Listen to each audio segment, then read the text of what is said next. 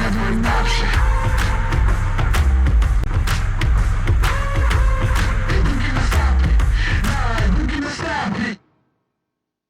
everyone, it's Billy Carson, aka 4bidden Knowledge. Welcome to another amazing episode of the 4bidden Knowledge podcast.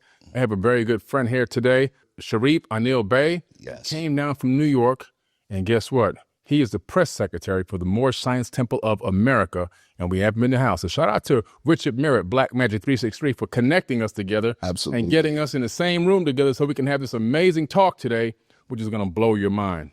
Absolutely. What's up, man? Thanks for coming down. Look, thank you for having me, man. Thank you for shout out again to Rich, for making the hookup. And this is amazing. Yeah. It's inspiring. Your work is inspiring. Thank you, brother. It really, really is, brother. Thank you, man. Yes, sir. That. Yes, sir. I appreciate that, man. And I know you're busy, man. You have a lot going on, which I want to delve into it. I want the people to understand and get a better understanding of like who you are, yes, sir, where you come from, what you're into. And all the incredible topics that that you discussed and we talked off camera. Yes, sir. Because, man, I really believe that you're a person that really the world needs to know who you are. They need to hear your voice.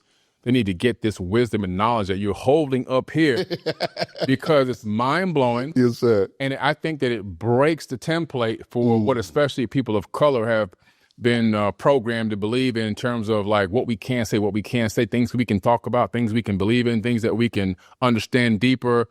Is there space? Are there other beings? Is there quantum physics? All these things that, yes, for whatever reason, just through epigenetics or whatever it is, it's like they're taboo topics. Correct. Correct. And we're told or taught not to express any interest or dig deeper into a lot of these things. And you're a master at a lot of this information. So first, if you can, yes, just break down a little bit about, how you got into all this. Wow, man. I mean, a lot of this found me. You know what I mean? Yeah. I even from very young, my mother was involved in a number of these types of topics.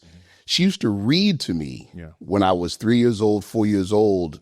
She'd sit me on her lap and read the newspaper and then read other things before we went off to daycare. Yeah. And then at 4 one day, I read the newspaper to her. She fainted. Nice. Yeah. So she inadvertently, taught me how to read without even realizing it. Wow. So that was the start, and I was always a voracious reader, and then around age 7, I was, my mother was involved with the Nation of Islam. Okay. And I went to the Muhammad University of Islam for first and second grade. So, of course, the Nation of Islam has its peculiars in terms of doctrine, in terms of ideology. Yeah. But one of them is a belief in anti-gravity craft. That's right. You know what I mean? And so I'm hearing about this stuff at age 7. I'm hearing about a half-mile by half-mile square mothership with 1,500 smaller planes on it. And I'm hearing all this stuff at age 7. Yeah. So there you go, That's huge. And that started it. And, of course, in later years in New York, being reintroduced to those teachings in the street with the 4bidden Nation. And then that introduced me into esoteric studies, Hermeticism, the occult studies, and things like that. And then, of course, the Moorish Science Temple of America, which I'm a member of now, and the National Press Secretary for. But the earlier exposure and then my own personal interest allowed me to see a lot of the connections between special access programs and ancient technology, ancient knowledge, a lot of what, and to your point about a lot of, ancient teaching that is now considered by Western thinkers dogmatic, archaic, unscientific. Quantum mechanics is now breaking all that up and tearing it up. I love it. Tearing it up, And so it's beautiful. Like for instance, even with the Moorish Science Temple of America, like I said, I'm the National Press Secretary for the organization under the leadership of Brother R. Jones Bey.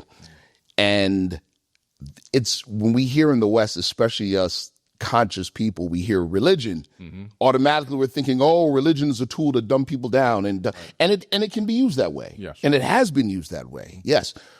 But as you know, one of the biggest issues with the status quo and disclosure, the reluctance to do so is to maintain stability and control of society. Correct. And the number one issue they say, that they say, is the linchpin for that is religious ideology.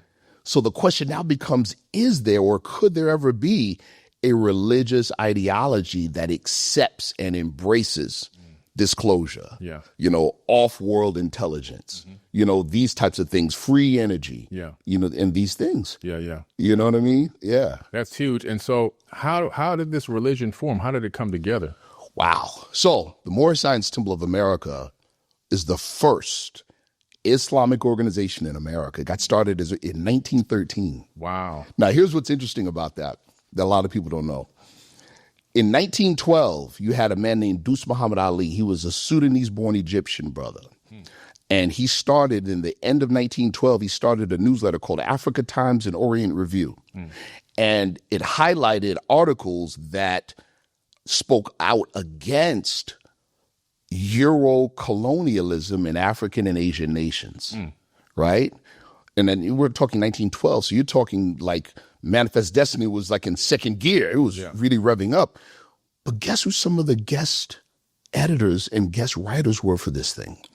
C.W. Ledbetter. Wow. Annie Besant. H.G. Wells. Wow. So who was this man connected to, you see? Huge. Right. And so that's in 1912. And then in the beginning of 1913, you've got another man teaching out of a barbershop in Newark, New Jersey. Yeah. And that was the origin. That was Noble Drew Ali's origin. That was his start. Yeah. It was at 181 Warren Street, downtown Newark, New Jersey, teaching or beginning this ideology that became an entire movement by the 1920s. And that was the Moorish Science Temple of America. Wow, that's incredible. Yes, sir. Yes, sir. Yeah, one of the things I knew, with Islam Yes. and with the mothership, Yes. it's one of the reasons why I can really, more than any other religion, I can kind of vibe with them just because they have the acceptance and understanding that mankind, this version of mankind on this planet, the be-all, end-all, there's something else out there that exists, and maybe we're directly connected to that thing, right? To your point, that's something that's very powerful. So as you know, with your studies and your research, it forces a change in narrative, a change in how you think, right? So we say in the Moorish Science Temple of America, we measure time by cycle ages. In other words, time is cyclical, not linear. Well, the average Westerner thinks of time in a linear fashion. So it's very difficult for us to say, okay, well, wait a minute. If humanity is at its most advanced point as it's ever been from a linear perspective, but then you run into pyramids and you run into all this stuff that even today you can't build. And so rather than consider the possibility that your narrative is wrong, you'll say that other people, all right, you see, right? Oh, That's wrong and that's wrong. Your idea about this it's a myth. It's this, it's that. No, we're wrong. We can't duplicate this. How about the idea that we're catching up to where humanity once was in a previous cycle? Exactly. See? So it forces a change of narrative. It's like the diffusionism versus isolationism question when it comes to archaeology and anthropology. The West or the New World in America, we're taught that, okay, well, it was just a bunch of savages here, right? And then you see evidence of ancient Egyptian artifacts in southern Illinois, and also with Burroughs Cave, and then also, in the Grand Canyon region.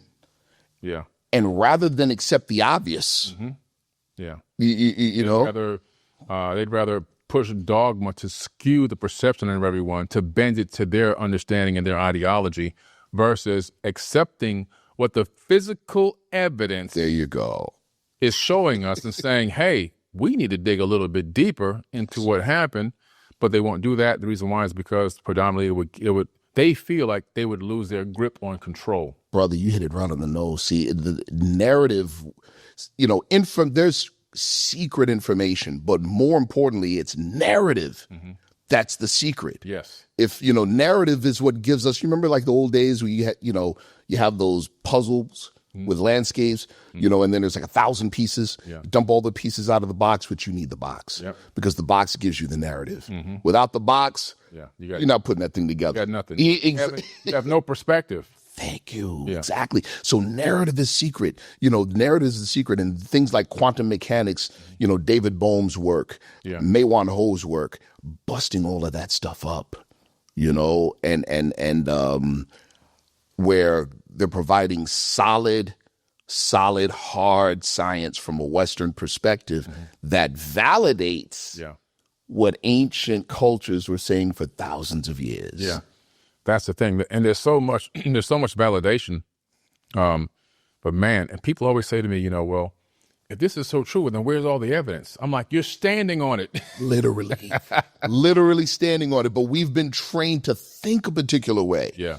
Like, one of the biggest, relative to narrative, the current narrative and worldview we live in, one of the biggest issues in history that we all have heard about, we just didn't understand the details and didn't understand how it affects us. Yeah. The Spanish Inquisition. Mm-hmm. The Spanish Inquisition in the late 15th century began the elimination of an entire way to think. Yes. Yeah. An entire way to think. Peter Tompkins, he's a writer out of England. He wrote a book called Mysteries of the Mexican Pyramids. And in the book, he talks about the Spanish Inquisition, and he says how the Spanish Inquisition, made the church rich, and it got rid of troublemakers. Yeah. And you know what the troublemakers were that he says in his book? Those who taught chemistry, mathematics, physics, and these sciences in Moorish universities like Cordova and Seville, whose libraries were destroyed. Yeah. He said, because of this, you couldn't write, speak, or even think without considering the fires and the torture racks of the Holy Office. That's right. You see what I'm saying? People had to do stuff in secret. Yes. And hide it and write it in code and encryption. Yes. Just so they wouldn't get burned at the stake or killed or murdered or have their families tortured or have the entire village killed. The entire village killed. That's right. Because again, the bigger picture, what it was, they were trying to destroy and kill a way to think. Yes, absolutely. Yeah, the Inquisitions. People, when people tell me, man, it's the end. It's the end of days. You better get right with the Lord. And I'm like, do you know about the Inquisitions? Wow. Do you know that almost 80 million people were tortured, murdered, and slaughtered, brother, over the course of several hundred years? It's so powerful. It's so crazy that you bring that up, the statement, end of the world. Right. There's a man named James Reston Jr. He's a historian. He's actually worked for government as an advisor. He wrote a book called The Dogs of God. And again, talking about cyclical time. Yeah. In 1477, 1478, this is deep. Now, first, let's set the backdrop. In Spain and Portugal and Andalusia during that time period, the backdrop was this. That whole area was ruled by an African nation for nearly 800 years. It's the truth. And what you had is what's called the Reconquista. So you had the Euro Christians trying to retake Europe. But during that time period, right, that was the beginning of the Spanish Inquisition. Yeah. That was also the beginning of the very first modern nation state on the planet. Wow. Spain. Two kingdoms coming together to form a nation. Yeah. And that was Aragon and Castile with the marriage of Isabella and Ferdinand. You know what they called it? The Euro West called that marriage? The second coming of Christ. Do you know what the Africans there called it? The end of the world. Isn't that crazy? Oh, it's wild, Yeah. It's wild. Some scientists, engineers did a study on the time period of the Moors and Islamic people. Yes. And they realized prior to the Inquisition, we were advancing technologically so fast that we would have been on the moon in the 1800s. Glad you brought that up, brother. Yeah. I'm so glad you brought that up. Ended all of that. We are far behind. We're just barely beginning to start to catch up to where we should have been a very long time ago. That's a huge point, you know. Wow. So there's a field of technology that even now is kind of dicey to speak about publicly. And when I say the name, you're going to go, oh, yeah, radionics. Okay. Yep. So, you know, when you're talking about consciousness-assisted technology. Yeah, that's where we're going now. Absolutely. It's here. It's here. That's what they had in the ancient past. That was my point. And that was exactly my point. I did a presentation actually for Brother Rich where there is literally a machine that's kept in the British Museum that was put together by an African Islamic scientist in the 14th century. Good. And it was designed to detect ley lines and dragon lines. Yeah. Telluric forces in the area. Yeah. You know, so, you know, and it's, again, consciousness assisted, you know, technology, you know, psychotronics, radionics, these things. We had these things back then. Yeah. Absolutely. They're just now rediscovering this. I just saw an article. In the last 3 months, a few things happened. One, they were able to, in a laboratory setting, have someone go to sleep and go into a dream, and then reach out to them in their dream state and give them information for them to bring back when they woke up. They also took 2 people and they allowed them through a crown that they put on their head. Yes. Had, you know, basic EEG technology, and allowed them to sync their minds so they can send information back and forth psychic powers. That's right. Now they're working on telekinesis. So I have a video I showed in one of my my biggest presentations I've ever done. Yes. And they have the same type of a crown that they put on you, Absolutely. Right? It just sits right on the head, and from here, from the frontal lobe, it picks up the brain waves, and you can control remote control cars. You can control appliances in your house. Yes. You can turn lights off and on. All of that from conscious thought. You can type on a keyboard just from thinking. Right. Yeah. That's huge. See, you know, I had mentioned having an interest early on, you know, in certain occult orders and esoteric orders. I'm a member of a few of them as a result. I'm a member of the OTOA. It's called Ordo Templi Orientis Antiqua, right? And a few others as well. And this was my direct access to certain people in certain special access programs. Nice. Because they recruit directly out of some of these organizations and orders. And so what you're speaking about are there's actual methodologies in a number of these secret orders that address those issues and develop those abilities. You know, this isn't even, people know about this now with the release of Stargate. Yeah. With Project Stargate and that material, where it's like, wait a minute, this is stuff that, you know, we've been dealing with this type of stuff for decades. Esoteric wisdom. It's esoteric wisdom. We see it as, we call it technology. Yeah. You know, our ancient forefathers called it technology.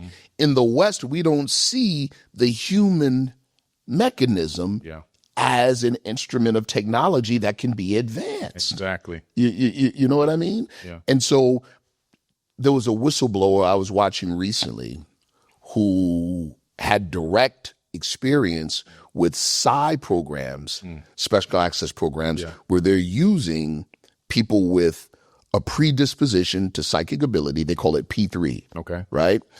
To contact and manipulate UAPs. Wow. Nice. Yes. Yeah, I've seen a couple of videos about that, actually. Yes, sir. And it's real. Very real. Very real. Very real. Yeah. That's right.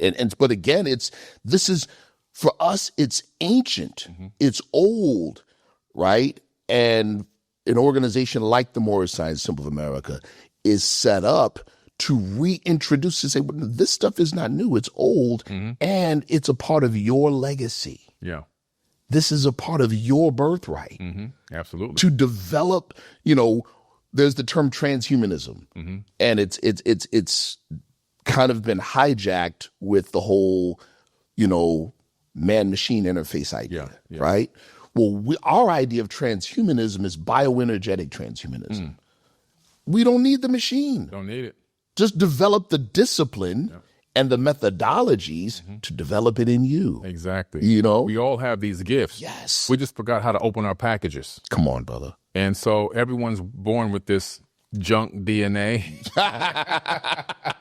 That's more word salad for you. Isn't it? They just program you. Oh, it's junk. We don't use it. It's just laying around in there. We don't have it has no purpose whatsoever. Right. Meanwhile, now finally some mainstream scientists are finally coming forward saying, wait a minute, this ain't junk. It's not junk. This stuff really is plugged in and it really does things.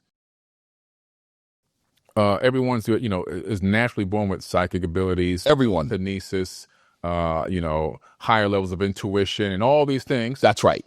But because of the programming code and epigenetics, we've been taught to think that we're just a biological body. Yes. But this body is really technology. Come on, brother. Enhanced with spiritual energy. Come on, exactly. And spirit, that's the other thing too. We've been miseducated to believe that science and religion, right, are non-compatible. Right. Exactly. Right? That's the biggest problem. Yeah, it's a huge problem. Yeah. So if we're talking about anything non-material, then it's spooky. Yeah. Right? And that's crazy. But once again, quantum mechanics is busting all of that up. Yeah. So when you're talking about, for instance, now I'm just speaking pure quantum mechanics, when you're talking about quantum entanglement, you're talking about collapsing a waveform, which is a probability, into particle form, which is an event. Right. Right? Yeah. Quantum physicists say the thing that makes that happen is what they call a quantum operator. You know what a quantum operator is? Human belief. That's right. That's it. It's the will. That's it. But we can develop, and again, we do this in my, not just in my religious organization, but in my martial arts training. The will is omnipotent. Yes. You just have to develop it and train it. It takes discipline. Yeah. We know lots of people that want the beach body, right, but they don't want to get up off the couch. You know what I mean? Right. And even a religious analogy is apt here when it comes to that. We think from a fitness perspective, and it fits, in the topic.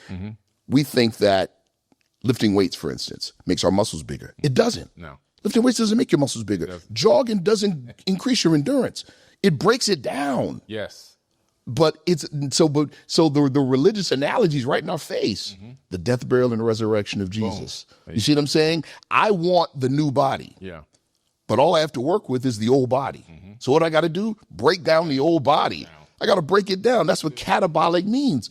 Right. So it's not me lifting the weights. That destroys muscle tissue. It's when I put the building blocks in and then go to sleep so that the workers can work and rebuild. Yeah. It's literally death, burial, and resurrection. Yep. That's the formula. Everything's a fractal. Absolutely. Everything's a fractal. That's right. Yeah. That's right. And so, it's the same thing with the will. We can train like Chinese martial arts. You got these little guys that have 5,000 plus year history. Yeah. Bordered on their north, west, and south by people twice their size. How did they survive 5,000 years? Yeah. Well, a lot of them died in the process, but they learned a lot. One of the biggest things they learned is that, we could build this, but there's limits to that. Yeah. But there's no limits to building this. Right. And the big part about that is this. This can have a direct effect on this. And that's what they understood. See, so they built this and they realized you could build the will just like you build a bicep. Yeah. You see what I'm saying? Absolutely. But it takes discipline. First, it takes belief, like with what we call bioenergy or internal energy and things like that. We think, in the old days, they would say, it takes 15 years to learn it and master it. No, it takes about 8 years just to believe. Wow. That's it. Yeah. Yeah, it takes about 8 years just for you to accept that it's real, and that you could train something intangible just like you could train something tangible and then train the intangible thing to affect tangible things. That's the power. Yes, sir. That's when you're walking in your power. Absolutely. Absolutely. That's when you're walking in your power. And that's our legacy. That's our legacy right there. And that's what we're inviting people to do. Yeah. You really want to have the late Malidoma Somé spoke to this. Are you familiar with him? No. Malidoma Somé, incredible. He was a world famous spiritualist. World famous. Yeah. He was invited to speak at the Vatican. Wow. And so one of my colleagues in our organization was an initiate under him. Okay. And he would say, before he passed away, he said, listen, I finally realized why I'm here.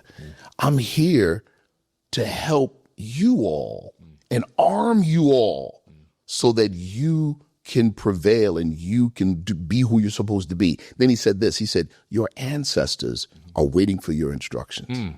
Wow. And this one sister said, well, why don't they listen to our prayers? You know what he said? Right. They don't recognize your voice. You've been over like slaves. That's what he said. So they don't recognize it. You know what I mean? They're looking for the frequency. Come on. That's that's the understanding. So yes. I talked about this the other day, and it's unfortunate. Yes, slavery, it did exist. Yeah. It existed for every race on the planet, too. Thank you. Glad you said that. Like the people of the most recent. Yes. Every race has been enslaved at one point. Yes.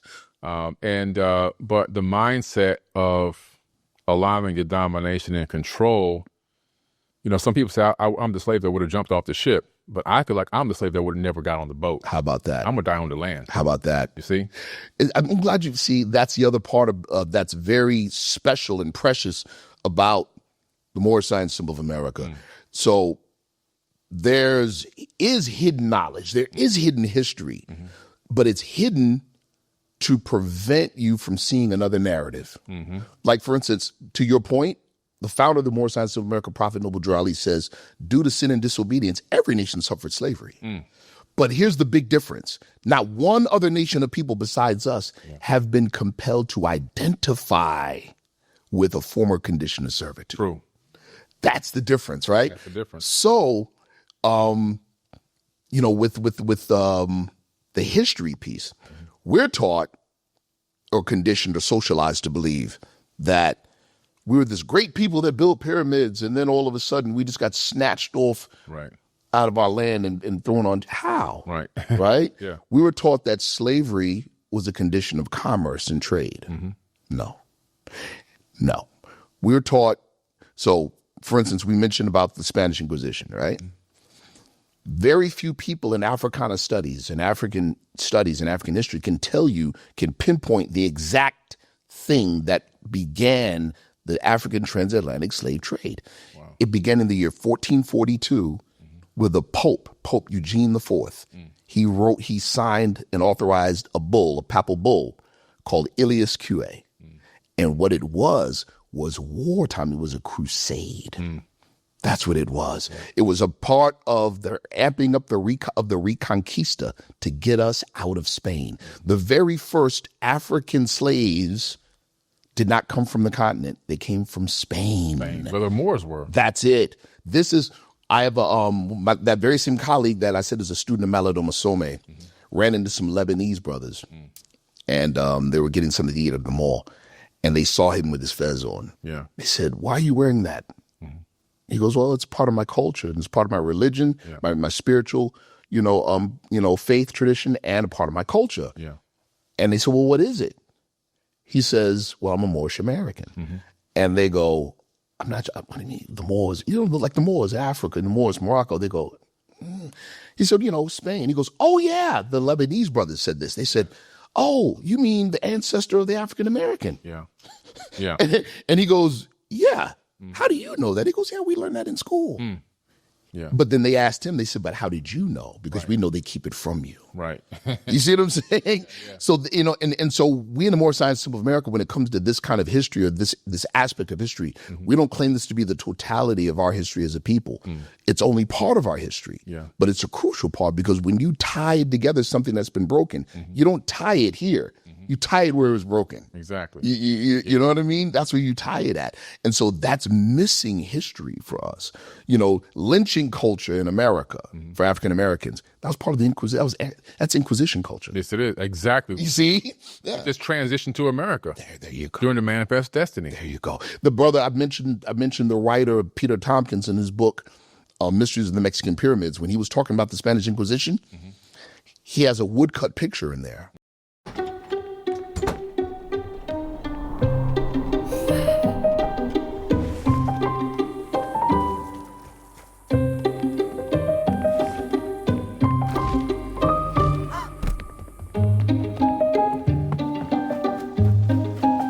everyone tells a story. With Ecobee, you can tell a smarter one. Ecobee, get yourself a smarter home. However you book, first check Kayak to compare car rental sites and prices to find a great deal on exactly what you're looking for. And it says, the caption of it, it says, in anticipation or to deter opposition for the Inquisition, in New Spain, 34 Negroes were hanged and decapitated in Mexico City. Wow. So that's crazy. So first of all, it's like, wait a minute. That presumes a couple things. It presumes that there were people in the New World in significant enough numbers to cause some problems about something happening on the other side of the pond. They were already here. See, this is amazing stuff, you know, and you know, even like with the invention of or the discovery of hair follicle testing. And then they ran some tests on Egyptian pharaohs. And what did they find? Cocaine. The only place you could find it on the planet. South America. There you go. Yeah. So it showed for at least 10,000 years there was cross-cultural pollination across the Atlantic. No doubt about it. There you go. The Olmecs came from Africa down into South America and helped build that entire Teotihuacan civilization. Absolutely. Yeah. Once again, and you've been down there, you've seen these things, and again, these are things, these are legacies of technology that can't be duplicated today. Yeah. So it was a mindset that was on the scene that could produce these things. So back to what you said about, you know, we would have been on the moon. Yeah. Right? There was a German or Austrian national by the name of Rudolf von Sabotendorf. Rudolf von Sabotendorf was a veteran of World War I. Okay. World War I, you know, Germany took a beating. And that, because of that beating, is what gave rise to extreme German nationalism, which gave rise to Nazism. Right. Well, he had some friends in secret orders that introduced him to a very secretive order in Istanbul, Turkey, called the Bektashi Sufis, Islamic order. Yeah. He joins them. He learns their secrets, returns back to Germany, and starts his own secret society based on what he learned. Yeah. And that was the Thule Society. Yeah, that's huge. Okay, so you already see the connection, especially with exotic technologies, because now you have the Thule and then the Vril Society. Yeah, right. Maria Orsic. Okay, you already know. You already know. That's great. Tell him. That's right. So Maria Orsic is how the German Workers' Party, which later became the Nazi Party, and the German Workers' Party is the political arm of the Thule Society. Yeah. So it's through her channeling. It's through her channeling that they received technology, blueprints, and schematics for their anti-gravity program. Yeah, incredible schematics and technology, engineering like no other, all channeled, written down on paper, and then actually put into real engineers' hands to replicate. That's literally what happened. Yeah. And so this is powerful because, of course, because it was channeled, the presumption is aliens. See, now we have to rethink what even the alien thing means, right? So there's the scientist by the name of Hal Puthoff. Yeah. You familiar with Hal? I know Hal, yeah. He wrote a paper not too long ago called Ultra-Terrestrial Models. That was my next question. Right here. Next question on that. So those in the know, especially in the intelligence communities, rather than use the word extraterrestrial, use ultra-terrestrial, because the travel is far less of an issue of physical distance. Right. The travel is vibratory from one dimension to another. Nice. Right? And so that's more accurate. That is more accurate. Yeah. But back with Maria Orsic, the presumption is, green men from Mars, right?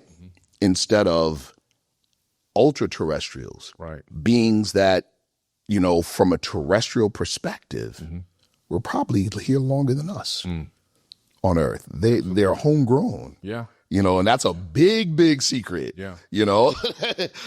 Huge. I mean, there's a lot of, there is not a lot, there's some evidence of this. Yes. There's things like the Ubaid culture coming out of Mesopotamia, with now modern day Iraq and Turkey. Yes. Where they discovered these hundreds of statuettes of the Ubaid people who look like reptiles.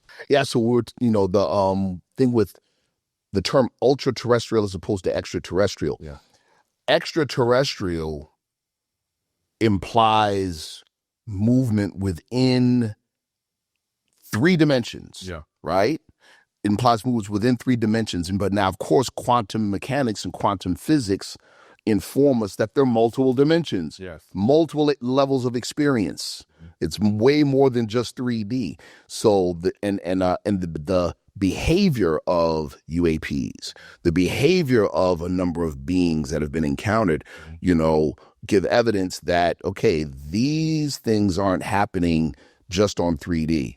These things are coming down to 3D. So the travel is more of a thing of not altitude, but amplitude. Boom. You know what I mean? They know the frequency to enter this dimension. Come on. Exactly. Yeah. And so that opens up literally a whole new physics.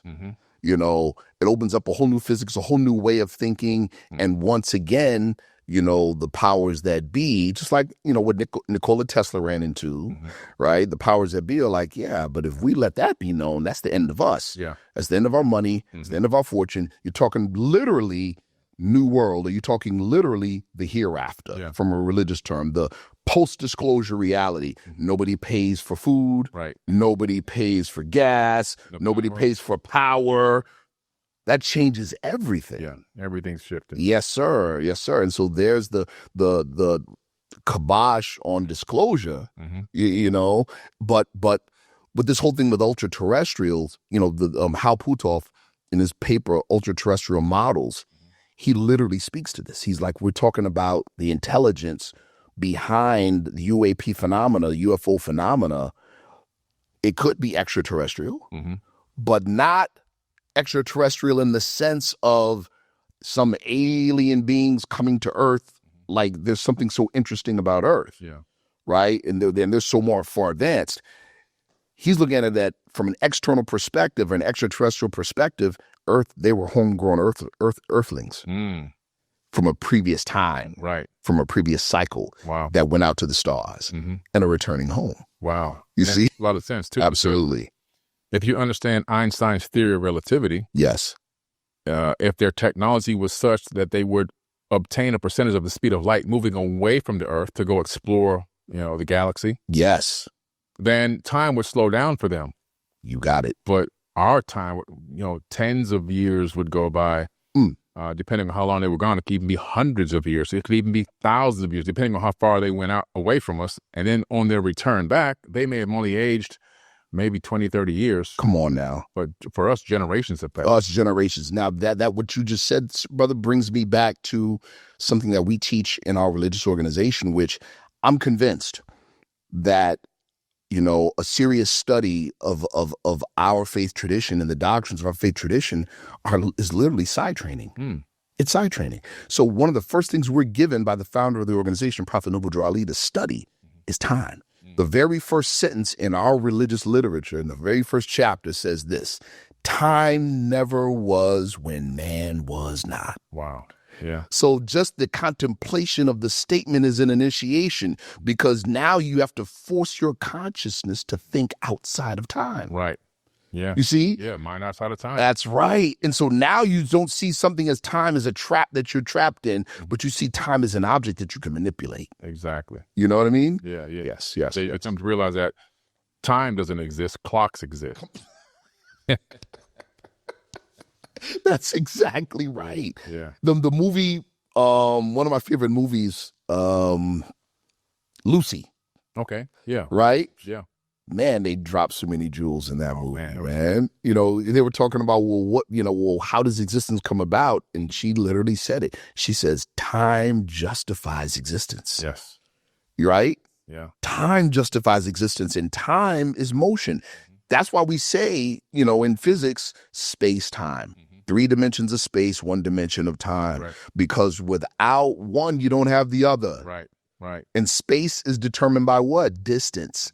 And distance implies motion. Right. Motion creates time. Exactly. You know? We need that construct of that arrow. There you go. Yeah, so we can navigate this realm. Absolutely. The fact that we're operating on this XYZ axis in the third dimension. Yes, sir. It helps us do things like have an appointment to meet here today, right? Exactly. Yeah. That's right. That's right. But in 3D, that sets it sets limitations on the physics. Two things cannot be in the same space at the same time. Yeah. They could be in the same space, just not at the same time. But that's on 3 dimensions. Yeah. Now, on higher dimensions, not only is it possible, but it's routine. Yes. So let's take during the I think it was the Russian Revolution, Bolshevik Revolution, right? Grigory Rasputin. Okay. He and his compatriots are conspiring. They noticed that every time they came to meet and they lit incense when they conspired, their plans went off like without a hitch. And they were like, But again, Grigory Rasputin was a spiritualist. So he's like, okay, well, 2 sticks of incense can't put them together. But you light them, the scents blend. Right. That is an indication of higher dimensional activity. Yeah. So their thoughts and words are programming the scent. Right. That's technology. Yeah. That's not superstition. That's not religious hokey stuff. That's a technology of accessing higher dimensions. Absolutely. Like we said before about, the will being the quantum operator. You see?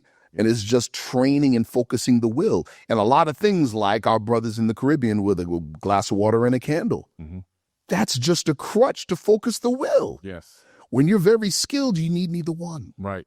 Exactly. Yeah. I mean, the CIA invested millions of dollars in this. They came up with the hemisync. Yes. Right. The hemisync process. Yes. Where a person was then taught to make a hyper-focused train of thought. Yes. To literally collapse multiple outcomes. Yes. Position into one particular reality. That's it. And that's literally practice of collapsing waveform into particle or probability into an actual event. Exactly. It's training. And something that could be the most amazing, the most mind-blowing thing if you witness it once or even if you've heard of it. Yeah. And in your mind you contemplate the possibility of it. You've already started walking the path towards the reality. At that point, it's just either finding or developing a methodology. Yeah. That's it. That's it. That's it. This one individual, I forgot his name, was, the one I was talking about that was a whistleblower and was directly in contact with, he was part of a recovery team, UAP recovery team. Okay. And he made contact with the craft during one of the recoveries. Wow. And spoke to how some other people like Emery Smith has talked about how the craft in many cases are conscious. Yes. Yeah. Right. And so they were like, "Oh, you contacted the aliens?" He says, No. The craft itself. So, right. Yeah. And so, this is what he said.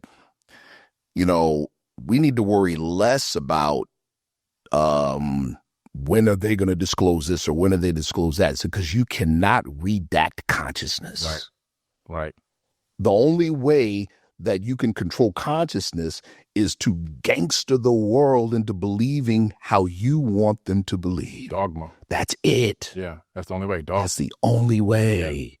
Yeah. The fact that these craft are conscious is something that we're now moving toward in our technological growth as people. So we have AI. Yes. AI, in 5 years, is going to shift or evolve into something called AGI. That's right. And when we get to AGI, that's sentient, conscious AI. And when you put that into machinery, that machinery, whatever it is going to be, it could be a robot, it could be the dog, it could be a refrigerator, it don't matter. Right. Once AGI inhabits it, that's right, like a spirit, it's going to be conscious. I'm a member of a very old, archaic, pre-Mohammedan Islamic Sufi order, right? And in this order, let's just say one of the heads of the order, one of the leaders of the order was talking about the whole AI thing, and he's speaking about, the reality of, in this tradition, in the Islamic tradition of jinn, for instance. Yeah. The jinn. Okay, the jinn. So you just get building bodies for them. They just building bodies for them. Now, and then another thing you bring up with the whole thing of AI and AGI becoming sentient. Mm-hmm. Think about the arguments, pro and con. Mm-hmm. They are eerily similar. Yeah. eerily similar to the argument in the Quran, right? Where Allah is talking to the angels. And it says, behold, I'm going to make Khalifa in the earth. The word Khalifa means successor. Yes. So that means his presence in his own creation. Yeah. And the angels say, but wait, you might make something that would cause mischief and the shedding of blood. Yeah. It's the same argument. It's the same argument. In the biblical text, it says that they will be greater than us. That's exactly They what it became says. jealous. Isn't that something? So it's a fractal again. And here we go now. We've got this AGI coming. Yes. To these machines that are going to be 10,000 times smarter than us, much stronger, much faster. Yes. And we're going to become jealous. And one of the things when you become jealous, it creates this envy, it creates fear, and then that turns into anger.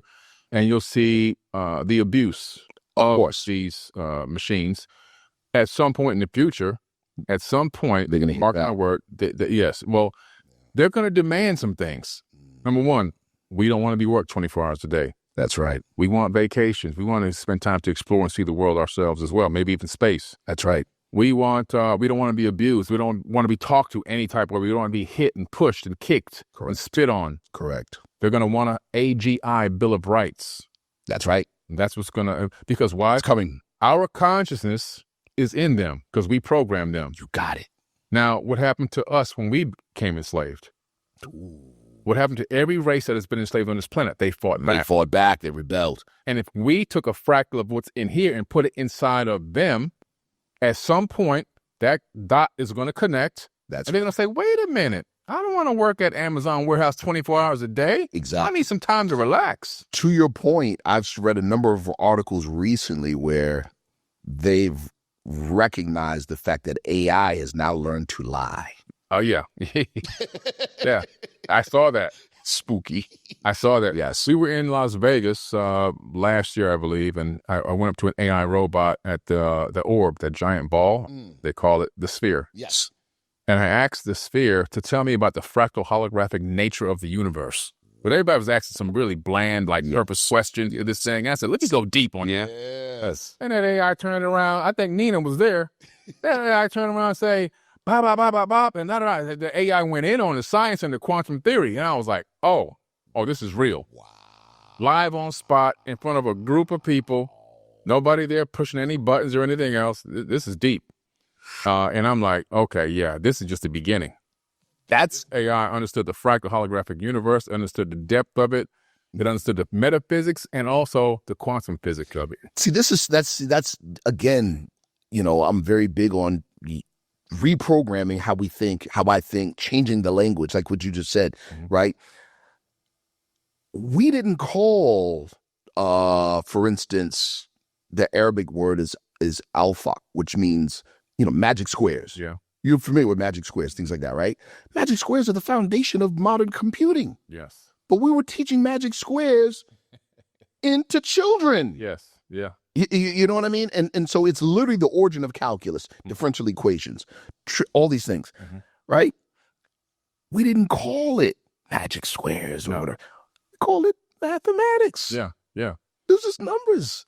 Later, when NASA recruited a lot of the African-American women to do all the science. Correct. They called them computers before computers even existed. They called them computers. Yeah. That's a fact. Yeah. They're working with the magic squares. There's an individual, there's an individual up in upstate New York, in Troy, New York, Rensselaer Polytechnic College. His name is Ron Eglash. He's the head of mathematics up there. He wrote a book, you probably have heard of it, called African Fractals. Of course. Okay, there you go. So we brought him out to speak a few times, and he spoke about how he was initiated by the Dogon tribe because he went out there in Mali and was like, look, I want to learn your mathematics. They're like, no. They're like, no, it's too dangerous. He was like, no. And he's writing equations in the sand. They brushed it. They're like, are you out of your mind? About that, yes. They were like, no, that's sacred. You can't do that. I know. But I want to explain on your show why. So he said, to get them to change their mind, he said, there is a contingency of your family in America that want nothing to do with mathematics. And it hurt them. It shocked them. So they said, okay, but we have to initiate you first. This is it, right? In the West, we agree that mathematics is a universal language. Yeah. Everything speaks language of mathematics, but nobody can verbalize what 5 is. Right. You know what I mean? Mm-hmm. Nobody can tell me what 3 is. You can't tell me. Yeah. Right? So in the West, we only know the quantitative function of number. That's right. But our forefathers taught quantitative and qualitative function. Yes. The numbers are living things. Yes. Just to speak the number Mm-hmm. and to put numbers together, you are tickling the fibers of creation Yes. at a quantum level and causing real things to happen. That's why they said, are you out of your mind? Are you crazy? Yeah. You can't do that. The language of God is mathematics. Yes, it is. That's the language. That's what God speaks. God speaks mathematics. That's fact. And I don't care what planet you're on throughout the known universe. That's right. If you have evolved enough to understand and learn mathematics, you can communicate with anywhere. Anywhere. To your point. So the Quran, I forgot the individual's name. I think it's Khalifa, I think. But it's not hard to find. This brother made public the fact that the Arabic Quran is written based on a mathematical code of the number 19. Well, they unalived him for that. Right. Fast forward to the early 90s. Richard Hoagland, are you familiar with? Oh, yeah.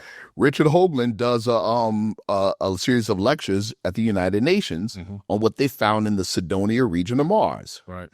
And so it wasn't the face. That was the big deal. Yeah. It was southwest of the face. Yes, you got it. So you got the D&M pyramid, which is a pentagonal pyramid, all these other things. But there was a mathematical redundancy, which shows intelligent design. Yeah. That mathematical redundancy was the number 19.5. That's right. And so that led him to say, well, what was so significant about 19.5? That led him to a group of mathematicians, theoretical mathematicians. Yeah. They experiment with multiple dimensions mathematically on paper. They're called topologists. Yeah. And so they said, if you have a sphere, right, that existed in multiple dimensions, you would know because there'd be an outwelling of energy into there'd be a 3D shadow that lets you know that something's happening on higher dimensions. And you would see it, an outwelling of energy at 19.5 degrees opposite of the pole. That's right. Mount Kilauea in Hawaii, greater sunspot activity on the sun, the Great Red Spot on Jupiter. The list goes on, right? The Great Pyramid and put it inside the Earth. Yes, there it is, 19.5, right there at the base points. Exactly. So it's crazy. So, but then even crazier, he said that the topologists said there'd be an inwelling of energy at the pole, opposite of 19.5. Yeah. And you would know it because they're a hexagonal shape. That's right, top of Saturn. Exactly. Yeah. And so we now, and Richard Hoagland said this back then, that we have physical evidence of at least one of our planets being a stargate. That's right. At least one. Now, let's take this further into ancient science. Why we have 7 days of the week. Why there's 7 chakras in the body. And a chakra is a wheel or a sphere. Yeah. And each one of those chakras is aligned to a planet. Why in the ancient religious doctrines there were 7 archons that the Hebrews call Elohim. Yeah. You see? Yeah. There it is right there. It's not religious dogma, it's ancient technology. Yep. You know what I mean? It's amazing stuff. Amazing stuff. Mind blowing. Yes. You go back to talking about what happened in Germany with the potential ultra terrestrials. Yes. And how, these people were developing these technologies that were just mind blowing, which led to a whole thing with America really trying to captivate and capture these scientists. You're speaking about Operation Paperclip. Yeah. Operation Paperclip. I mean, we don't have to, speak to, the moral issues.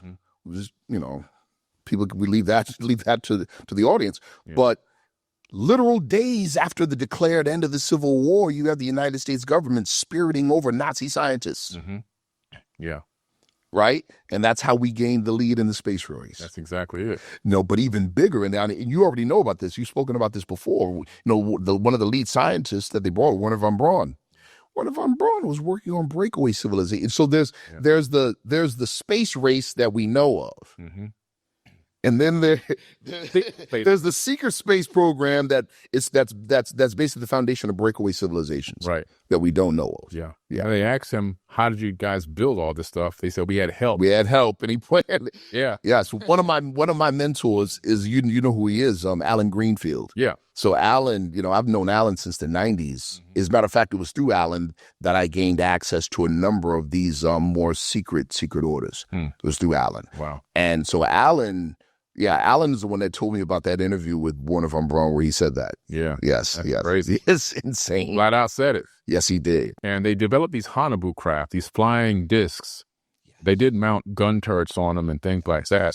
But Hanabu 1, Hanabu 2, yes, sir. Hanabu 3, and I believe even Hanabu 4. Now, it was rumored that after the end of the war, yes, that some of these Nazis escaped on Hanabu 4 to Antarctica. And maybe some even went somewhere else. But right. So now you're touching on the whole thing with Admiral Byrd. Yes. In that situation, that's incredible. Yeah. And whether people want to believe it or not, and look into it or not is irrelevant. Think about the whole history or the story about Admiral Byrd in Antarctica, and then think about the present Treaty of Antarctica today. Why is there a Treaty of Antarctica with that? If you want to go there, you have to sign it, and you have to sign off on. You can't. Gag order. The gag order. Can't say anything. Can't say anything about what you see down there. And all those bases from all those countries are around this opening that's about 30 meters wide. And the only research team that's down there that is not a country is the Rockefeller Foundation. Isn't that something? Yeah. They're running a part of it. And Admiral Byrd, I mean, this is a decorated admiral in the U.S. Navy. Yeah. Went down there with a lot of ships, a fleet of ships. Right. And some of those ships got destroyed by some of these flying craft. And he made a press statement saying that we are confronted with a new enemy, one that can fly pole to pole with incredible speed. That's right. That's what he said. They sent him back to America with his tail between his legs. That's right. Sure did. And then he gets back, of course, he's debriefed, his diary. Hey, took that. And they're like, look, you're not talking about this. Yeah. They don't say nothing else. That's right. And people think that Project Paperclip was when, we went over to, of course, Germany and we took these scientists, but it wasn't just a few scientists. They took close to 2,000 Nazis. That's fact. Some of them ended up in the CIA, in the head controlling areas of the CIA. Right? FBI. You brought it up. I wasn't going to say it. That's right. Started creating 3-letter agencies for these guys. That's literally created 3-letter agencies. Crazy. Isn't that something? And put them in control and power. So in a way, America became the Fourth Reich. Yes. Yeah. All right. See, brother, you got courage. So you know what? that just amped me up. Good. Okay. So yes, that's correct. That is correct. And that's very accurate to say. Yeah. It really, really is. It may ruffle some feathers, but that's accurate to say. Yeah. Now for me, it's like, it's like when you have children and they lie to you or they hide something. You find out they're hiding. Okay, why? Yeah. What is it that you're hiding? What is it that you don't want me to know? Yeah. Why are you going through so much? And they're going through a lot to hide something. In my opinion, this is my opinion. Based on my research, based on my study, based on my experiences, and just based on just what seems the vital nerve to the status quo, the mystery of the intelligence behind the UAP phenomenon and the mystery of the real identity of the quote-unquote African-American are tied together. Yeah, absolutely. I brought him out to, I brought him to Syracuse, New York, back in the late 90s. The late William Cooper.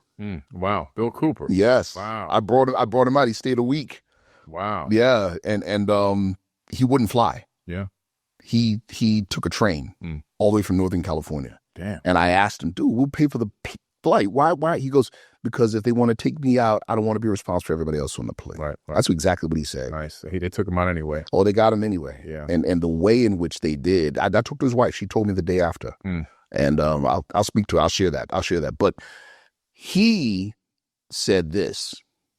In the book, especially in the chapter on the secret government, at the very end of it, in The Behold the Pale Horse, he says, "Now it's very possible that all the stuff I said about aliens isn't even true. It's what they wanted me to say. He goes, but regardless, the technology is real. And so when we spoke to him that week and we asked him about that, he was convinced. He said, yeah, what they told us about aliens is not real. He goes, we're not saying that they're not aliens or that they doesn't exist. He says, what we were told isn't real. He said this. He said, we said, then what is it then? He said, there's what we have that we're struggling to come to parity with what they have. I said, who's the they? He said, an unknown reality. Wow. And that's all he would say. That's all he would say. He said an unknown reality. You see?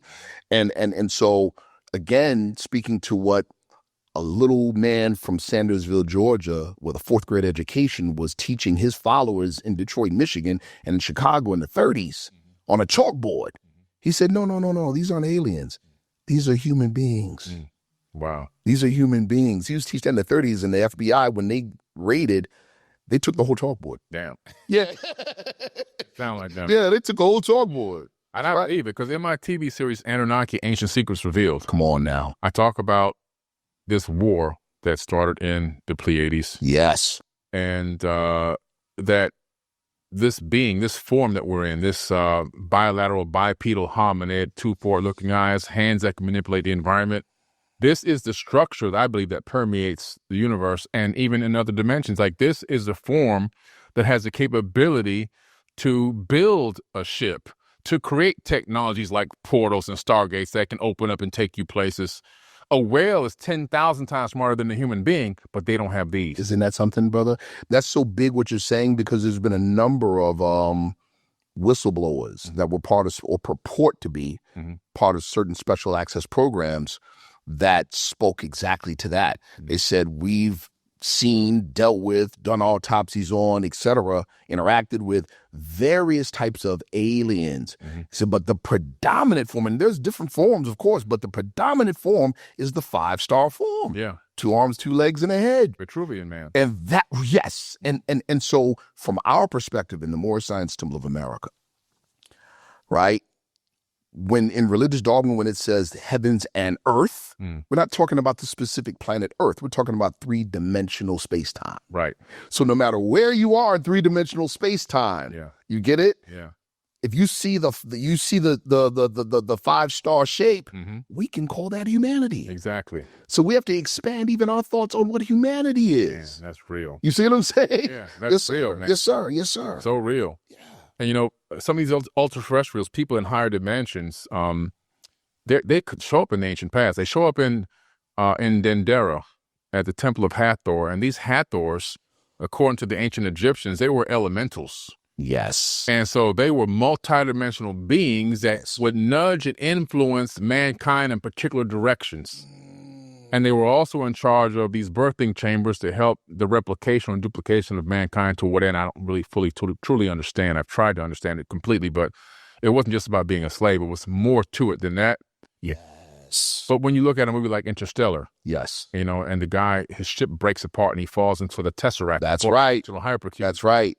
And he can see his daughter in different rooms. It gives you a really good understanding of what we're talking about. Higher dimensional, being able to see the past, present, and future at once. When you first saw the movie Interstellar, did you feel like you were being initiated? Oh, man, for real. Oh, my goodness. I was like, this is just connecting every dot. Confirmation. What?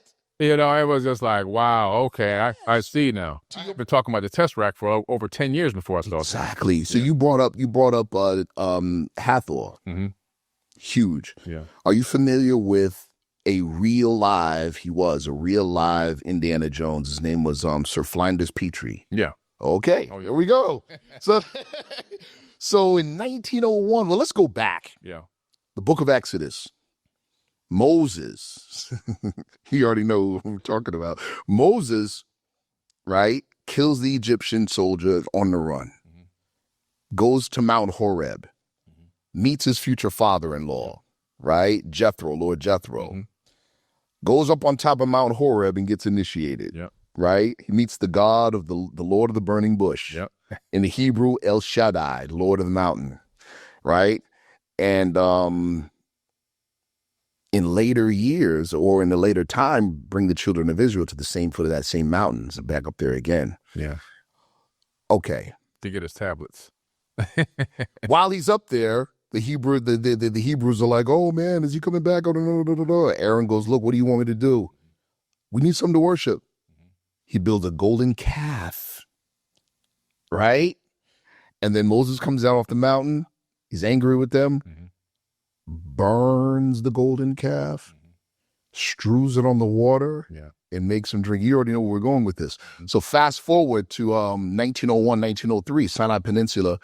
Sir Flinders Petrie is up on top of the ancient Mount Horeb. Yeah. It's now called Mount Sinai? Serabit al-Kadim. Oh, Serabit al-Kadim. Yeah. Okay. And he finds an ancient Egyptian temple dedicated to the goddess Hathor.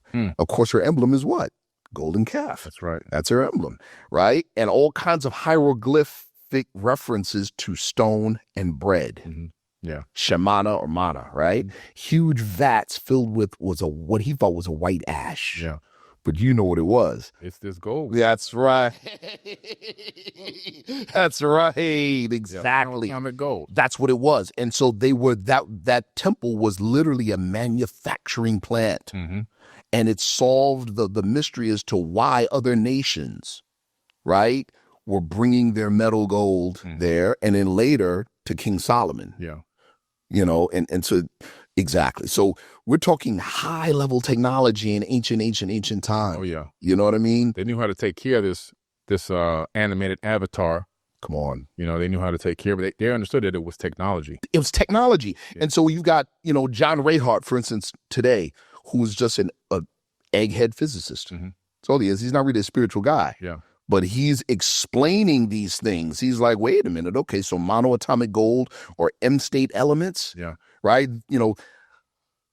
When I first learned about this from the late Lawrence Gardner, that's where I first learned about it about 12 years ago. And I said, oh, man. And so I've been researching it for that long. Yeah. And my whole thing, because, being a Qigong instructor, and we teach medical Qigong, or, whatever. My whole thing is there's got to be room temperature superconductivity capabilities in biological systems. Yeah. In people. It has to be. And I was pestering Hal Puthoff for like over a year about it. And he was like, oh, yeah, possibly, maybe, right? I come across John Rayhart, and then I learn about David Bohm, and I learn about Mei Wan Ho. Yeah. I mentioned it to him, and he goes, oh, yeah, I met her once. I'm like, could have told me that a year ago, but he wanted me to put the work in. Yeah. So I really appreciate it. But anyway, John Rayhart is speaking about how M-state elements in the body connect and interface the physical 3D body with the higher body on the implicate order. In other words, what religious teaching says, the soul body. Right. The higher body, right? Your higher self. What? Thank you, brother. So, the prior to the realization of this, classical biology would say, well, our cells repair themselves because of information from the DNA. But sometimes DNA repairs itself. That's right. Where does it get its instruction from? Yeah, exactly. You know what I'm saying? From the ether. There you go. And so M-state elements, right? As you already know, I'll say for the audience, let's take an M-state element is an element that, let's take gold. You have a gold atom. It has, its electrons all orbiting in their own orbit. But then when you act upon it with a high energy system like electric arc for a period of time, it causes the nucleus to elongate like a cat's iris and then flex so that the electrons form what they call a Cooper pairing. When this happens, they all rotate in the same direction, hence the term monoatomic. Yep. But when that happens, the metal-to-metal bonds fall apart. So you have pure gold, but it's no longer a metal. Yeah. It's a powder. Yeah. The atoms are individual, and it forms what's called a Compton radius vortex. Compton radius vortex is the smallest thing with mass that can exist in 3 dimensions. But it's called a Compton radius vortex because it's a miniature wormhole. It's a miniature wormhole, right? So it is a direct interface between 3 dimensions and higher dimensions. Right. Direct interface, and it exists right in the human body. It's right here. It's right here. Local. And back to our point about transhumanism, Yeah, having machines and tech attached to the body, that's cool. We don't need it. Yeah. Yeah. We just need methodology and discipline. Methodology and practice. Practice. That's it. The practice is one of the biggest things that's missing. Yeah, but before you get to the practice, you got to believe you have the power. It's got to start there. Yeah. Because again, as we said, the quantum operator is that. You know, there was a very, very, very powerful but little known occultist in America who the whole occult world, the Western occult tradition, credits this man with giving the Western occult and esoteric tradition its deepest secrets. And he was a brother by the name of Pascal Beverly Randolph. That was him, P.B. Randolph. And so he said in one of his books, we declare the omnipotence of human will. I love that. That's what he said. That's a prayer. Yes, it is. That's a prayer. It really is. It really is. It really is. Demanding that reality. That's right. Yeah. That's right. That's right. We say in our religious tradition, we call it the everlasting gospel. We call it the gospel of the omnipotence of man. See, we don't believe in a religious faith that separates you from your creator. Right. We don't believe in that. We say God is closer to you than your jugular vein. Boom. I love it. Simple, you know? Inhabiting every cell in the body, inhabiting every atom in the body. Everything. Yeah. Everything. I was studying atoms, and of course I was studying DNA. Yes. When I got through with the DNA, I realized that you could store data and information on DNA in a volume, right? Something. And so 1 gram of DNA can store 433 petabytes of data. Wild. That's great. So something like my cell phone can store everything that exists in the known world can fit on this cell phone, and all the information and all the rotations, the spin rates, everything about everything that exists on the planet can fit in this cell phone. Isn't that crazy? If I made it into a molecular hard drive. So God, you know, the creator isn't extravagant. Yeah. There's a reason why we have that much power. Yeah. Yeah. You know what I mean? Yeah. And the information's in us. Thank you, brother. Even with, here we go, the average woman, right,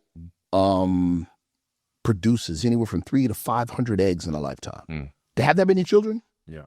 No. The average male, one ejaculation, if each sperm fertilized an egg, would repopulate the entire United States. Yeah. Really? Yeah. You know, we have that power for another reason. You know what I'm saying? Yeah. We have that power for a totally different reason, not just to make children, definitely not just to waste indiscriminately. Right. You know what I mean? Yeah. Yeah. Yeah. It's true that we're co-creators. Period.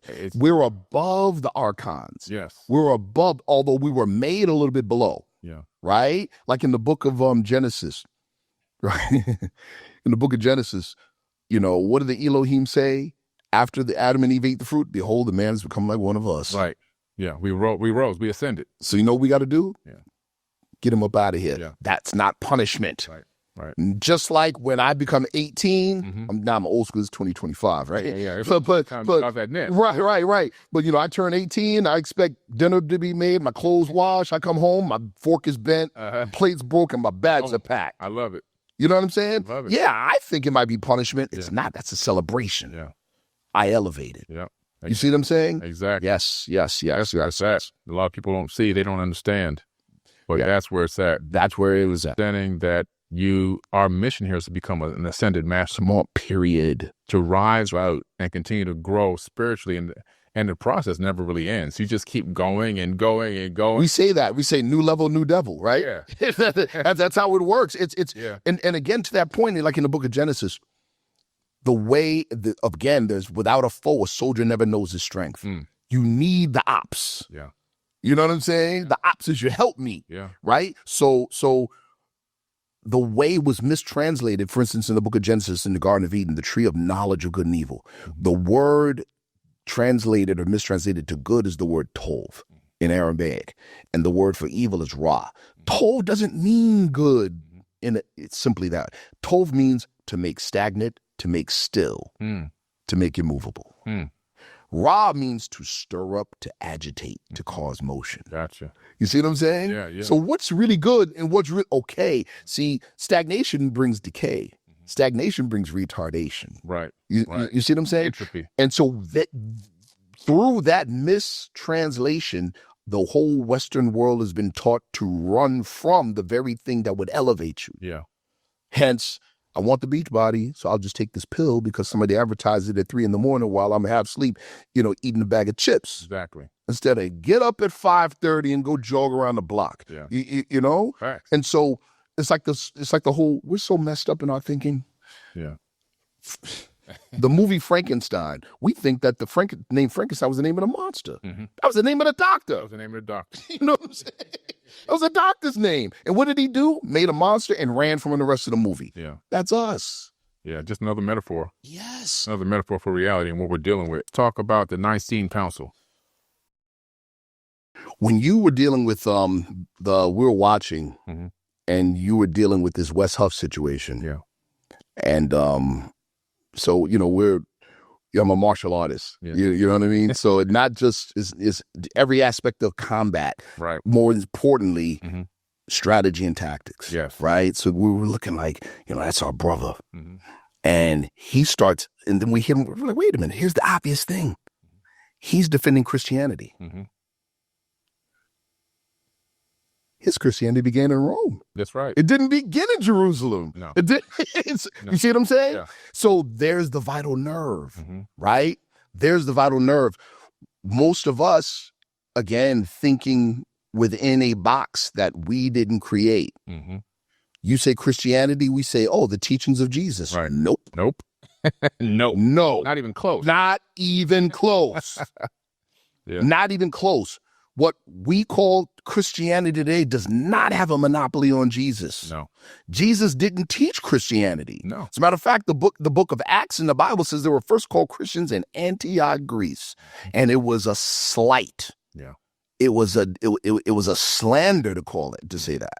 That's what it was. Yeah. So he didn't teach Christianity. Mm-hmm. Yeah. What happened was that Rome flipped and bounced, chopped and screwed the story of Jesus. Yeah. And I want to touch on why that was important to do that, because it was preeminently important. But the foundation of Christianity began in Rome, mm-hmm. and more specifically with Emperor Constantine and his mother, Empress Helena. That's right. That's where it began. And they chopped and screwed the teachings of Jesus. The whole idea of Jesus being a virgin. Mm-hmm. Yeah. Fabricated. And unmarried. Fabricated. The whole idea of him being the physical son of a spirit God. Mm-hmm. Those were political decisions made at the Nicene Council. That's right. And that's it. They were political decisions made at the Nicene Council. The Christian landmarks in Jerusalem were handpicked by Constantine's mother, Empress Helena. They're not real. That's come out of your mouth now. They're not real. Yeah. They're not real. West Health, we could talk about it. Yeah. But they're not real. Yeah. And that's just the truth. Mm-hmm. See, it's just the truth. But the Nicene Council is the foundation, not just of what we call Christianity today. Mm-hmm. The Nicene Council set the foundation stones for the present Western world narrative. Correct. That we live under. That's right. That is the key thing. It shaped the worldview that we were mentally enslaved to. Yep. You see? So that, if no other reason, there's many others, but if for no other reason, that's what makes the teachings of Prophet Noble Drew Ali and the Moorish Science Temple of America, organizations like the Nation of Islam, because you're talking about a decolonized narrative. Yeah. A decolonized worldview. Mm-hmm. That's the thing. You see? Jesus. Okay. Why is the story of Jesus so important? So you're familiar with Carl Jung? Oh, yeah. Yes, archetypal, psychology. And psychology, and especially in the West, was developed as a search for evidence of the human soul, mm-hmm. right? Okay. So in other words, a search for evidence of what David Bohm, Rupert Sheldrake, and Maywan Ho gave scientific evidence to the fact of through quantum physics. There you go. The evidence of a higher self. Right. So thought, we teach in the Moorish Science Temple of America, thinking, understanding, reasoning, and willing. Call these not the soul. They're its actions and not its essence. But guess what? They're proof of its existence. Mm-hmm. So the fact that you're thinking means that you have activity on a higher dimension. Mm-hmm. That's very simple, but very amazing to contemplate. Now, I say that to say this. Carl Jung developed what's called archetypal psychology, as you already know. In other words, he did his little sabbatical, just like Descartes did. Yeah. right? Yeah. Descartes thinking. He goes, wait a minute, I'm thinking. Cogito ergo sum, right? Yeah. I think, therefore I am, right? So he did a similar sabbatical and then came up with the conclusion, there are constructs in my mind that are not of my making. Whoa.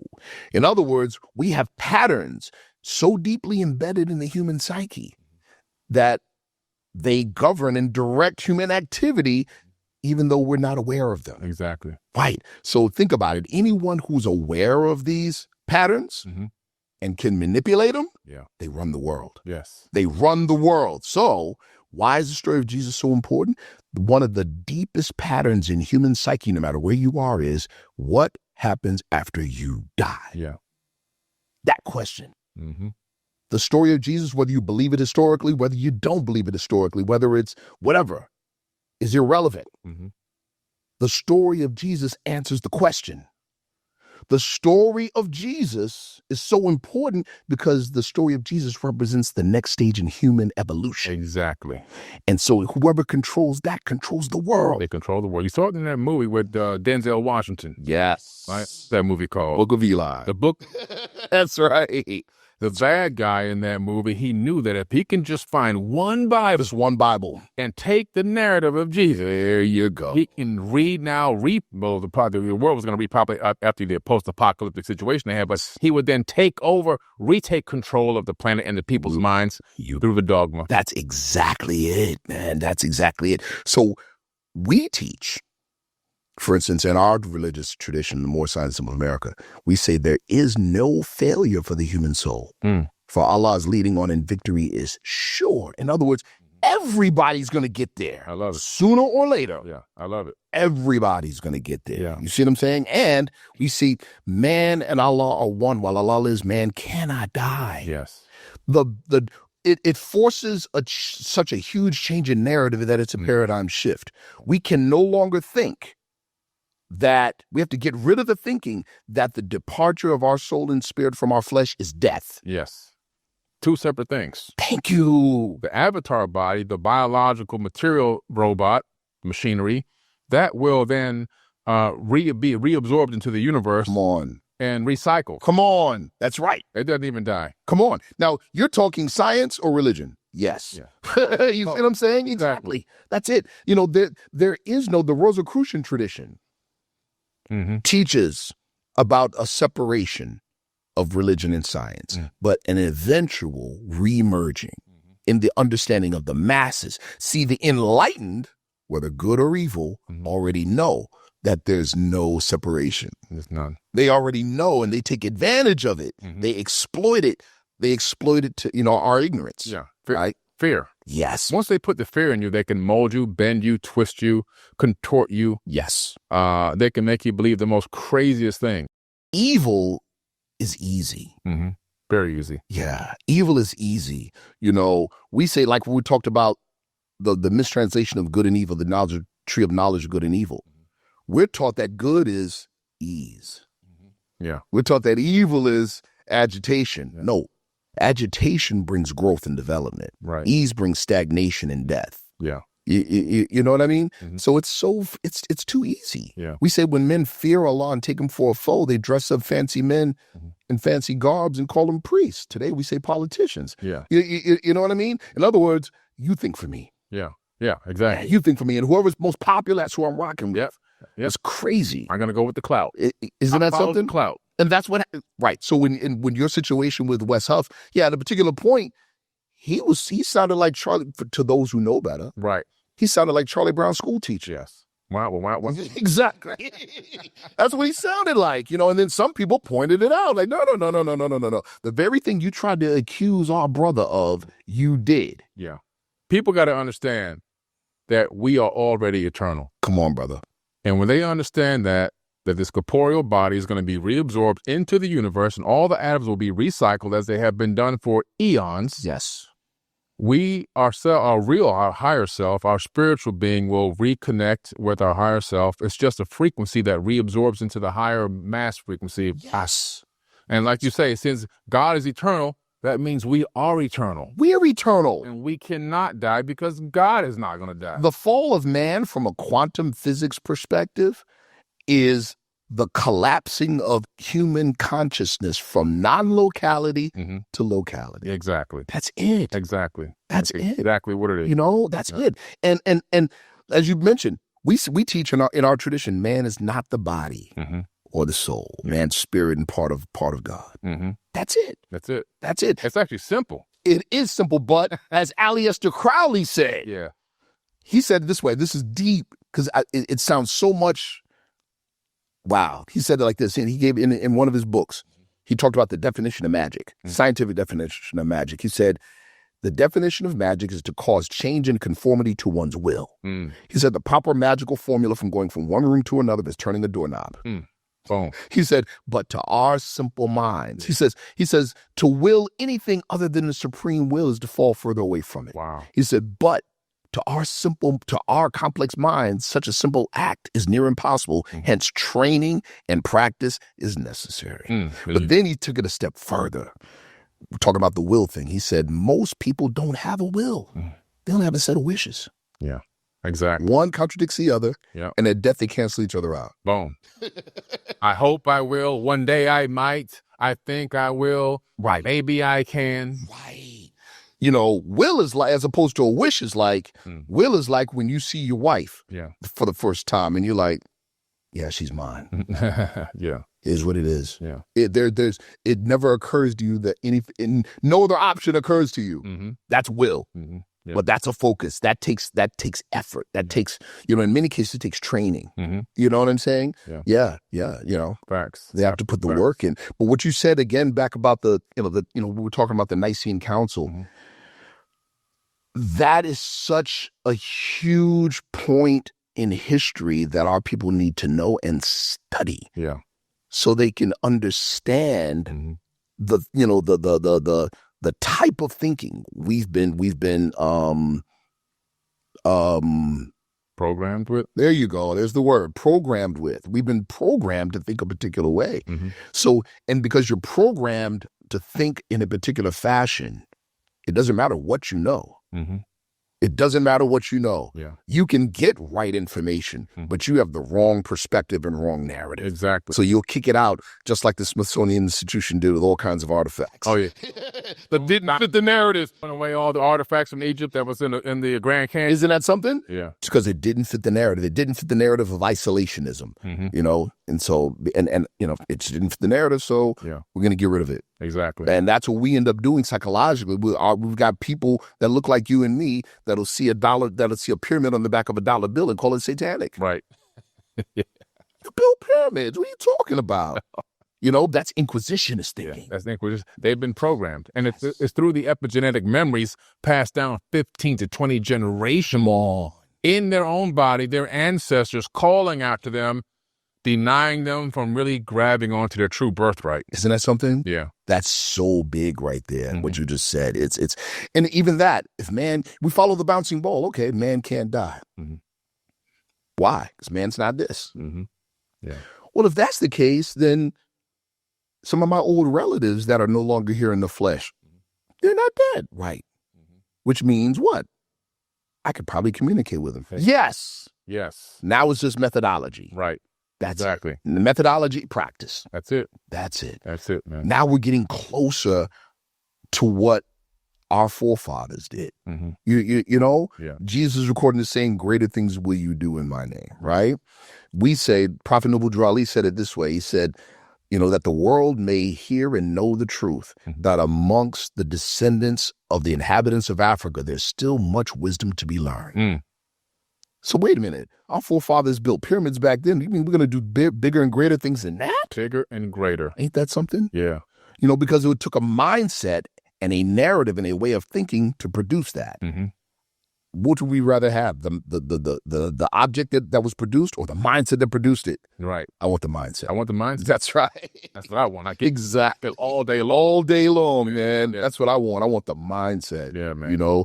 Yeah. This is a beautiful conversation because again, we're exercising even in the dialogue that religion and science, true religion, go together. And true science. So there's a term that I learned a number of years ago called scientism. Okay. Right? So the very thing about, like, even the teachings of Jesus being colonized and flipped, the same thing happened with science. Mm-hmm. The same thing happened with science. So it's called scientism, meaning it's relegated to, it limited to just my five senses. Yeah. Yeah. But wait a minute, the whole idea of science is to go from the known to the unknown. Mm-hmm. If you don't tap into the unknown, you'll never get new answers. Right. So scientism basically, so the scientism has hijacked the narrative of science in the West. Yeah. If I can't see, taste, hear, touch, feel it, it doesn't exist. Exactly. Well, what does that mean? That means that I can't know anything beyond what I can taste, smell, hear, feel, touch. Yeah. And all those are just sensing frequencies. That's all they are. And human beings only see less than 1% of the light spectrum. Come on, brother. We don't even know what's around us, what's all in us, around us, and everywhere going on. Oh, so many things are going on right now. Right at this moment, brother. To your point, see, that's such a powerful point you bring up. You know, I talk about this all the time, you know, with a number of my members and students. That on your shoes, that red part on the heel. Yeah. Why is it red? Yeah. It's red, and we learned this in grade school. It's red because there's a substance in it that absorbs every other frequency except red and reflects that back, reflects the frequency back to the optic nerve, which then sends the transmission to my brain, and my brain interprets it as red. What does that mean? It means it's only red in here. That's it. That's it. It's not red out there. It's an illusion. It's a hologram. It's up. There you go. It's only red in here. So we teach in our organization, in the Sufi order I'm in, we teach that that the world, the outer world, is nothing more than the expanding inner perception. That's it. That's all it is. All it is. And that's literal science. Yeah. But it's frightening because we've been socialized to think the opposite. Complete opposite. The human brain is encased in darkness. It doesn't know anything that's going on in the outside. Nothing. But it has friends, the five senses. There you go. Seeing, taste, touch, smell, right? Yes. And so it sends the friends out, says, hey, go grab me some data so that I can figure out what's going on. The friends go out, they touch, they smell, they hear, they taste, they see, but they don't even know how to decipher the information. Correct. They transmit the data back to the brain, which is encased in darkness. And then the brain projects a hologram as to what it thinks is going on in the outside. That's literally what's happening. And you navigate through that, you navigate through your own hologram. That's it. Literally. You navigate through your own hologram. Yeah. Isn't that something? Yeah. Now that being said, there's limits there's borders to your perception. Yeah, there's parameters. Yes. Yeah. Now, our objective is to expand. We call it in our religious organization, raise your thoughts to infinite wisdom. Raise the vibration, right? In the Sufi order, we say our objective is to expand our perception without cracking the psyche in the process. I love that. See, because that can happen. You know, you could venture out there a little too far and end up, in the rubber room. Yeah, I know. With the wraparound sleeve. I've seen some people already go. Yes, sir. And they ended up in the got Baker acted. Yes, and so that is like, for instance, in true initiatory bodies, which include authentic religious organizations, right? You have a mythos. You're initiated into a mythos. You're initiated into a different worldview. Yeah. What that does, and I mentioned this the first time you and I appeared on Brother Rich's show, right brain knows everything. Right brain's connected to the universe. Yeah. Left brain is the filter. Left brain says, can I use this? If I can't, it's gone. If I can, cool, I use it, right? So a new mythos restructures left brain to allow more right brain data. That's the idea of initiation. That's it. Expand your perception. That's it. That's why in the beginning, God created the heavens and the earth. You've already been put in a jail cell. Yes. Because it says in the beginning, and there's no such thing to a circle. Yeah, exactly. There's no exactly. Right. We're in a loop. Yes. There's no beginning or end. Right. That's why in our religious doctrine, the faith first statement, time never was when man was not. Break you out of it. Yeah. And then the second chapter, we measure time in cycle ages. Yeah, that's right. You see? The Indians call them yuga cycles. Yuga cycles. Right. Right. We've been here before. We've been here before. Matter of fact,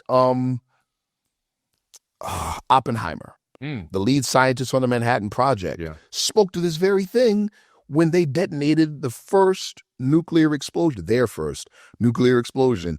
I have to say their first because Mohenjo-Daro was thousands of years before. Exactly. Blast in the ancient blast in Pakistan. Pakistan. And so you've got, you know, an individual wrote him a letter saying, yes, congratulations, but this ain't the first time this was done. Yeah. An individual actually wrote him about this. Yes. He even quoted something from the Mahabharata. Sure did. Kali, the goddess Kali, behold, I have become death, the destroyer of worlds. Yeah. Yes. That means he knew some things. He knew. Yes. He's in that ancient text. That's right. Yeah. He was in the ancient text, which goes back again to this high technology, which again, you know already. It's ancient tech. Yeah. Above top secret is ancient technology. All of it is. It's ancient technology. When you can look at the Avestas and the Avesta and the Vedas and read about Vimana and Viliksi, and right down to where there's a description of propulsion systems. Yeah. You see the ferrofluid vortex engine right in the ancient Indian Vedas. Exactly. I mean, it's like, okay. And the flight plans. Right. I mean, come on. Come on. Like, what you...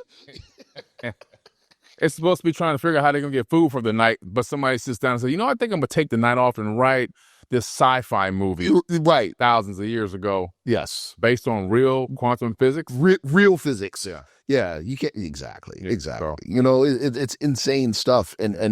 But again, it all goes against the present narrative that we've been indoctrinated into. Yeah. Yeah. So even when... You know, I know you've run into it in your travels and in your teaching and in lecturing where you're showing people book, chapter, verse evidence, and they're just going, because their mind can't stretch because they're stuck in the narrative. Yeah. Well, I'll be talking to somebody and I'll be going beyond the biblical text age. So now I'm going into ancient text. Come on. But they can only communicate to me from the biblical level text because that's as far as their brain has ever gone. Right. But even to your point, and you brought this up before, for instance, the story of Noah, right? That didn't happen 4,000, 5,000 years ago. It was 10 to 12,000. Yeah. You know? Yeah, it was 10 to 12,000 years. Absolutely. Exactly. And now we have archaeological evidence. We're not talking about some physical art somewhere. We're talking about sediment layers, from the lesser or greater Dryas period.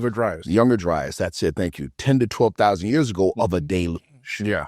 But it's undeniable, but you're talking about it. So it even pushes back Bishop Ussher's time, 4004 BC. You can't be serious. Yeah, I know. You know? The numbers that they've come up with are just ridiculous. It is. Yeah. And again, with the whole West Huff situation, the vital nerve for West Huff is him having to defend what was invented by Emperor Constantine, knowing that the majority of people believe it to be authentic teachings of Jesus. Right. All we have to do is introduce the authentic teachings of Jesus.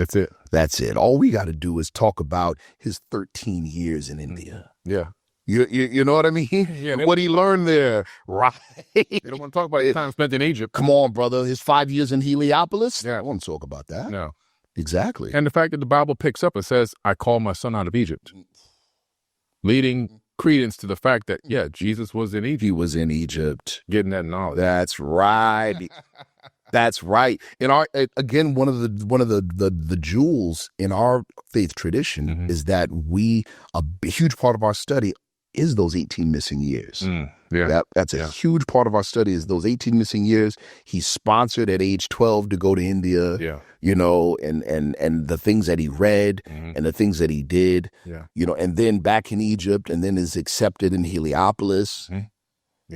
John, well documented. It's documented. John, his cousin, is accepted at Saqqara. That's right. You see, Yeah, it changes everything. Yeah, it changes everything. It for especially for us, for the masses, it forces a change in narrative. Mm-hmm. It forces a change in narrative. Now we have to look at these things different. Yeah. Got to look at the story of Jesus different. Mm-hmm. Got to look at why, its importance and its significance. Yeah. Different. Totally different. Yes, sir. As Yoda said in Star Wars, you must unlearn. You must unlearn and relearn. And also to quote Yoda again, right? Funny thing of Yoda, to quote him again, he said, luminous beings are we. That's right. Not just crude flesh. Not just crude flesh. Yeah. Everything is connected. Force is in us. I promise you, we might be in a meeting in our religious organization right now, seriously, because part of our teaching, we say every living thing is bound by cords to every other living thing. Yeah, it's a fact. Yes. Fact. With even back to the ultra-terrestrial thing. Yeah. I heard a particular whistleblower speak to this. And this particular whistleblower, you know him. Mm-hmm. He was a med tech. Mm-hmm. So he was brought into the special programs working on bodies, and at a particular point, he couldn't tell whether they were engineered or quote unquote alien, right? And he's worked on a whole bunch of things. Even he said that a number of these other beings say that Earth is like a museum because of the variety of life, right? And how, this is deep, how, yes, the predominant life form, intelligent life form looks like us, roughly, 2 arms, 2 legs, head. But there's other types, insectoid types, reptilian types, and things like that, right?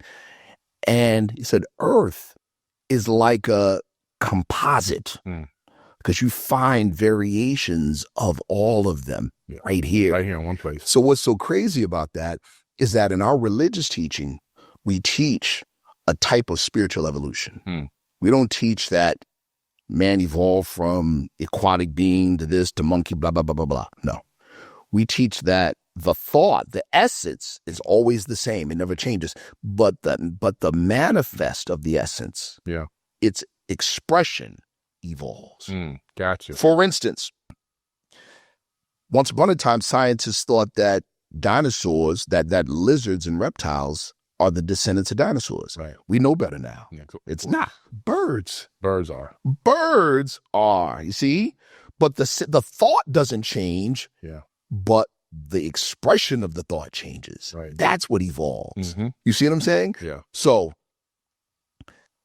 that falls exactly in line. So we say that there's different levels of expression. Yeah. Mineral level, plant level, animal level. Get it? Yeah, all the way up. Right. David Bohm speaks to that. That's what he calls the implicate order in quantum mechanics. Correct. You have an order of manifestation, right? Mm-hmm. A brain cell is a brain cell, and it knows to be just a brain cell. What happens when it thinks that it's the brain? You have a tumor, and it's called cancer. That's right. It's outside of the order. Mm-hmm. You see? Yeah. It's outside of the order. That's an absolute fact. Yes. So this stuff is not religious dogma, it is science. That's what I love about it. Yeah. But this was a great talk, man. This is so deep. We got to have you back for many more. I would love to. I'm just so honored. I'm honored to be in your presence, brother. Thanks. We, and I really mean that. This is not, patronizing. We try to train ourselves. We have a lot of penance work. Mm-hmm. Our people, the so-called African American, we have a lot of penance work. Mm-hmm. Yeah, we've had a lot done to us. Yeah. But we have a lot of penance work we have to do with ourselves. True. And so we're in the business, in our organization and in our movement, we're in the business of seeing God in each other. Yeah. In a very practical and real way. Mm-hmm. You know what I mean? And so when we see you doing what you're doing, brother, listen, this is the manifestation of God. This is a manifestation of God on earth, what you're doing. Thank you, man. I appreciate it. You see what I'm saying? It really, really, really is. And so it's inspiring. Thank you, man. Yes, sir. So I'm honored to be here. Thank you. Yeah. Yes, sir. Wow, this has been a great discussion, guys. I mean, this discussion is going for the ages, and we have many, many more to come.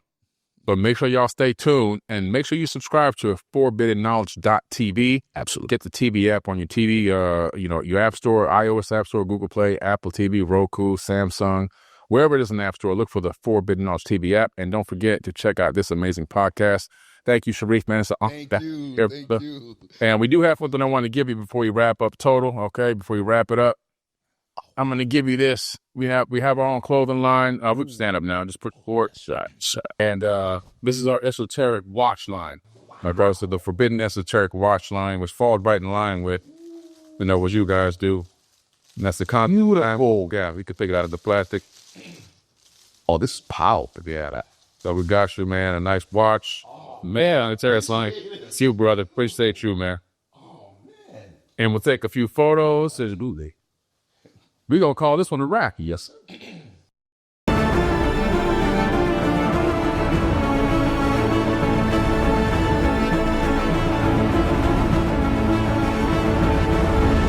Watch this video for free at www.4bk.tv or download the app on your smartphone, Fire Stick app, Samsung TV, Roku, and other app providers. Join a conscious community that is helping awaken humanity to the forbidden knowledge and a path to a brighter future.